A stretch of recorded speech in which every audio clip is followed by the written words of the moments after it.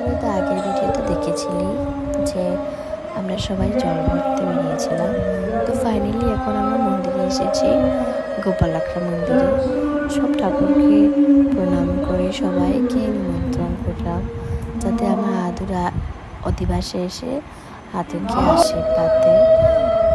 আগে আমরা শিব ঠাকুরের কাছেও গেছিলাম, কিন্তু এটা ভিডিও করা হয়নি।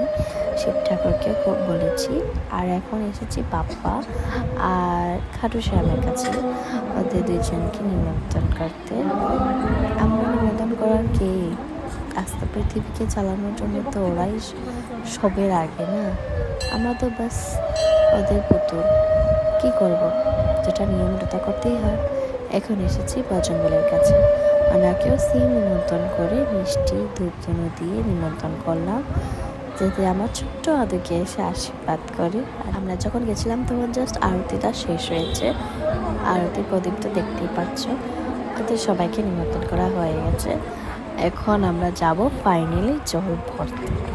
জল ভরতে সময় যে কী নিয়ম তা তো জানতাম না, সবাই বলে দিচ্ছিল আর আমি করছি।